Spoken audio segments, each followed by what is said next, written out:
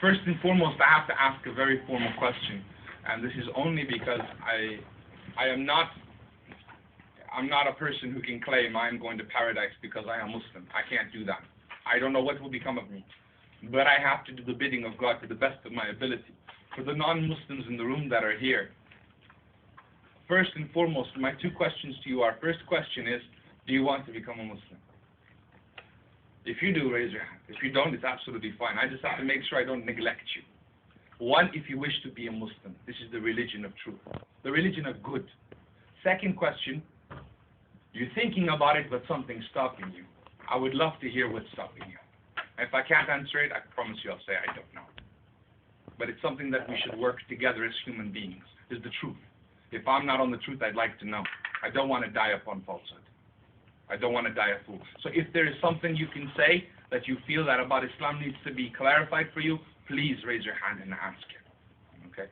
And if you want to be Muslim, please raise your hand and declare it. If you wish to be Muslim. Jazakumullah khair. If you do want to ask a question, please do raise your hand at any time, okay? For the brothers and sisters in the room, I have something important to tell you. I need your help. We have a project that's undergoing. This project is called JamaatTimes.com. How many of you seen the website? Okay, a handful, just a few. The website, JamaatTimes.com, if you could put it up, great. The website, JamaatTimes.com, it has a purpose. The purpose is something I learned in America. In America, when you want to do something and something's stopping you from it, then you find the obstacles and remove them. And then if the person still doesn't do them, then it's his own problem. Okay, this is it. Now, in regards to our religion, the first and foremost thing we're commanded with is what? The salah, the prayer. The prayer 5 times a day. And for the men in the masjid, at least once a day in the masjid. One of the 7 people shaded in the day of judgment under the shade of Allah. One of the 7 is the person who loves the masjid, attached to the mosque. Many Muslims today, if you look at the mosque, if you go in there 5 times a day, it's empty. Only a handful of people. But come Friday, there's no space. Everyone's squeezing in. Eid, it's packed. Completely packed around the corner. We're irritating the neighbors and everything. Why is it that the mosque is not tended to? Why is it that it is abandoned? Why are we not more involved in the masajid? JamaatTimes.com is a project to remove the obstacles. I believe that most of the men, most of the Muslims, they do want to go to the mosque. Most of the sisters want to go to the mosque, but there are obstacles that need to be removed out of their way. Jamaat Times is dedicated to do this in the next 5 years. The first and foremost, I'm only going to tell you one because I don't have time to tell you all of them. There's lots of them. We want to use TV commercials, drama plays, all kinds of things to encourage people towards what's better in an indirect way. You know, they use these indirect, what is it called, indirect marketing to get everyone to smoke cigarettes. You know that, right? A woman will be changing a nappy, you know, Pampers, and she'll put it down and she'll carry on changing the diaper. It's indirect telling you you should have one as well.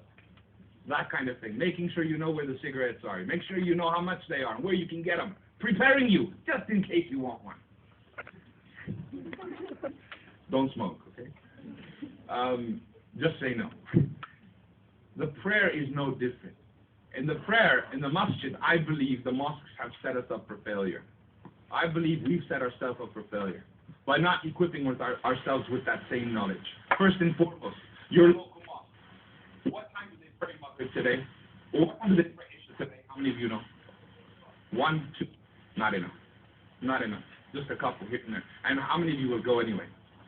Where is your local mosque? Is it close by? Is it far? Is there another mosque closer? This knowledge we are not equipped with. We're not told.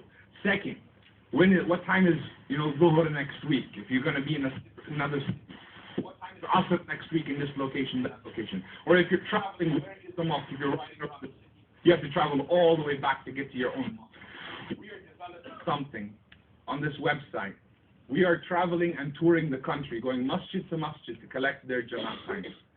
Sadly enough, if you go to a mosque, they do not write their Jamaat times down. Some of them do.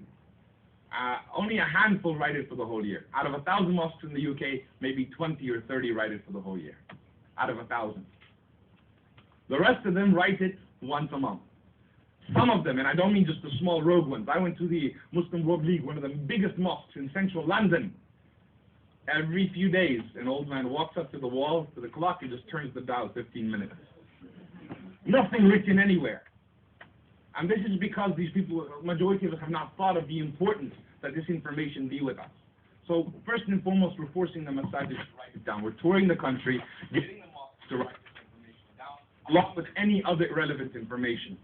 We're taking the latitudes and longitudes of all of these mosques, and we're creating a database. This database then will be turned around into a text messaging